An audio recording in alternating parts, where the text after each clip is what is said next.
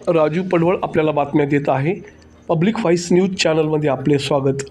नुकतेच गोदावरी मराठवाडा पाटबंधारे विकास महामंडळात लिपिक संवर्ग यांचे असहकार आंदोलन सुरू झाले आहे.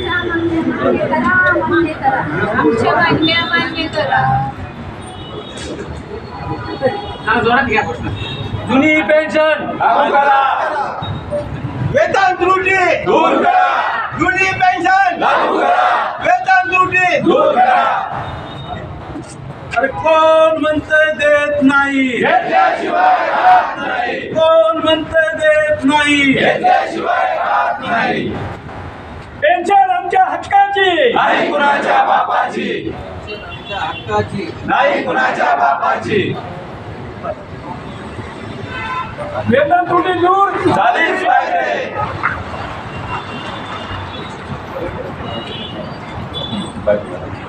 नमस्कार, मी प्रीती शिंदे. मी जलसंपदा विभागामध्ये वरिष्ठ लिपिक या पदावर आहे.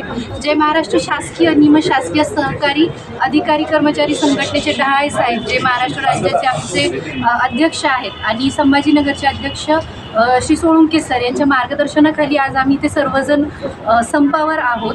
16 तारखेपासून हा असहकार पद्धतीने सुरू झाला होता. काळ्या फिती लावून आम्ही सर्वजण कार्यालयामध्ये उपस्थित राहून आमच्या मागण्या राज्य शासनापर्यंत पोहोचण्याचा एक प्रयत्न करत होतो. पण या प्रामाणिक प्रयत्न पाहिजे त्या पद्धतीने शासनापर्यंत न पोहोचल्यामुळे नाईलाजास्तव आम्ही कालपासून संपूर्णतः काम बंद करून या आंदोलनामध्ये सर्व सहकारी आम्ही सहभागी झालो आहोत. तर सर्वात प्रमुख मागणी आमची वेतन त्रुटी ज्या दूर झाल्या पाहिजे ती आहे की ज्यावेळेस आपण अभ्यासपूर्ण बघतो तर 4थ्या वेतन आयोगापर्यंत वेगवेगळे जे संवर्ग आहे, जसे लिपिक, ग्रामसेवक, तलाठी, तर आमच्या सर्वांमध्ये साम्य होतं. परंतु 4थ्या वेतन आयोगानंतर यामध्ये पूर्णतः अन्याय हा लिपिक संवर्गासोबत होत आहे.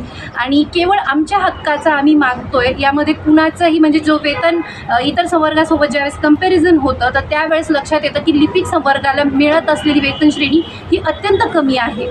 आणि बघितलं तर कामाचं स्वरूप हे आमच्यासोबत जास्त आहे. म्हणजे जर लिपिक काम बंद करत असेल तर संपूर्णतः कार्यालय बंद होतं. तसं बघितलं तर तरीसुद्धा हा अन्याय आमच्यासोबत होतो आहे. आणि केवळ या मागणीसाठीच नव्हे तर आम्हाला जुनी पेन्शनही मिळावी, ती पण आमची मागणी आहे. तसेच वेगवेगळ्या मागण्यांसाठी आज आम्ही सर्वजण इथं या संपामध्ये सहभागी झालो आहोत.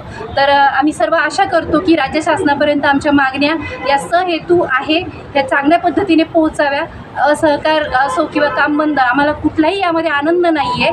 काम आम्हालाही प्रिय आहे, पण वेतन आम्हाला योग्य पद्धतीने मिळावं ही आमची सर्वात प्रमुख मागणी आहे. धन्यवाद. तुम्ही तुमच्या मागण्यासाठी शासन स्तरावर काय प्रयत्न केले? सर, डहाळे साहेबांच्या मार्गदर्शनाखाली संपूर्णतः पुढच्या प्रोसेस चालू आहेत.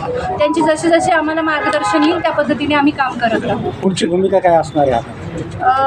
सर, भूमिकेबद्दलही आमचे संभाजीनगरचे जे अध्यक्ष आहेत सोळुंके सर, ते आपल्याला सांगूही शकतील. आणि ते जसे जसे सांगणार तसे आम्ही सगळेजण त्यांच्या मार्गदर्शनाखाली काम करतो. तुमच्या आंदोलनाचा परिणाम कामावर होणार आहे का? अगदी नक्कीच होणार. म्हणजे हे प्रमुख हेतूच तो आहे की कामावर परिणाम हा कालपासून तर प्रकर्षाने जाणवतोय. आणि राज्य शासनाला ते लक्षात येणारच आणि होपफुली आमच्या मागण्या पूर्ण होतीलच. छत्रपती संभाजीनगर जिल्ह्याचा जलसंपदा विभागाचा जय महाराष्ट्र संघटनेचा अध्यक्ष, आम्ही जिल्हाध्यक्ष, आम्ही सगळे कर्मचारी या कॅम्पसमध्ये एकत्रित होण्याचं कारण मॅडमनी सांगितलं. आम्ही आमचे राज्याध्यक्ष डहाळे साहेब यांच्या नेतृत्वाखाली आम्ही लढा देतोय. त्यांनी आमच्या मागण्या ज्या काही आहेत त्यांनी माननीय मुख्यमंत्री महोदयांना पाठवलेल्या आहेत आणि ते सुद्धा स्वतः आज मुंबईमध्ये त्यासाठी बोलण्यासाठी गेलेले आहेत. त्यांनी आमच्या ज्या मागण्या शासनास पोहोचवल्या त्या मागण्यांना शासन प्रतिसाद देत नाही किंवा विचारणा करत नाही किंवा बोलवतही नाही त्यावर चर्चा करण्यासाठी. त्यामुळं आम्हाला आज काल 23पासून कडकडीत बंद करून आम्हाला हे आंदोलन तीव्र करण्याची आवश्यकता भासली, जेणेकरून झोपलेल्या शासनाला जागं करायचं. आणि आमच्यावर जो अन्याय होतोय, आम्ही पण श्रीमंतांची मुलं नाही, लिपिकवर्गीय म्हणजे साधारण घरातला आलेला कर्मचारी, साधारण कुटुंबातला आलेला कर्मचारी, आमच्याही काही मागण्या आहे हक्काच्या, ज्या आमच्या मेहनतीच्या आहे. शासन म्हणतं आहे जो काम करीन त्याला वेतन, मग काम जे करतो आहे आम्ही त्या कामाचाच मोबदला मागतो आहे, वेगळं काही मागत नाही. यापूर्वी आमच्यासोबत जे लागलेले संवर्ग आहेत त्यांना जी वेतन भेटत होती त्यांनी जास्त काम केलं आहे का नाही, ते पण लिपिक संवर्गच होते. मग त्यांचं वेतन वाढवून द्यायचं होतं. ग्रामसेवक, बाकी ट्रेसर वगैरे यांचे वेतन वाढवून मिळाले, आमचे मिळाले नाही. चौथ्या वेतन आयोगापासून. बरं, हे आंदोलन हे कोणत्या संघटनेच्या नेतृत्वाखाली जय महाराष्ट्र आणि या आंदोलनामध्ये किती कर्मचारी आधी सहभागी झाले?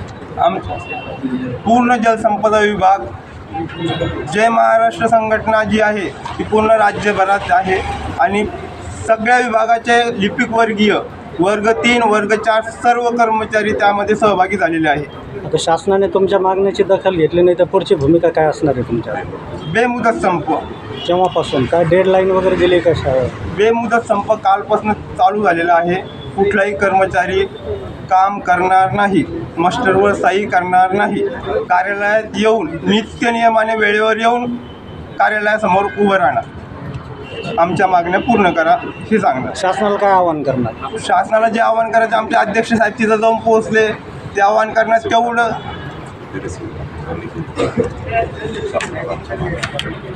वेतन स्तर वाढविणे तसेच चौथ्या वेतन आयोगानंतर वेतनामध्ये असलेली त्रुटी दूर करणे या मुद्द्यासाठी तसेच जुनी पेन्शन जशी आम्हा सर्वांना लागू व्हावी यासाठी आम्ही हे बेमुदत असहकार आंदोलन सुरू करीत आहोत. हे आधीच 3 दिवसापासून सुरू करण्यात आलेले आहे. तथापि शासनाने आतापर्यंत मागील 3 दिवसात कुठलीही दखल न घेतल्याने आज आम्ही सर्व कार्यालय कडकडीत बंद ठेवून या ठिकाणी या संपामध्ये सहभागी झालेलो आहोत. शासनाने याची दखल घ्यावी व आमच्या सर्व कर्मचाऱ्यांच्या ज्या मागण्या आहेत, ज्या जसे की वेतन त्रुटी आहे, आमचे वेतन पदोन्नती स्तर आहेत, तसेच सर्वात मोठा महत्त्वाचा मुद्दा म्हणजे जशी पेन्शन लागू करणे.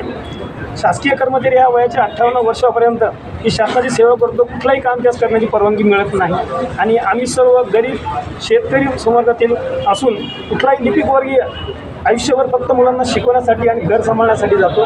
त्याला सेवानिवृत्तीनंतर जर पेन्शन नसेल तर त्याने जगायचं कसं हा प्रश्न निर्माण होतो.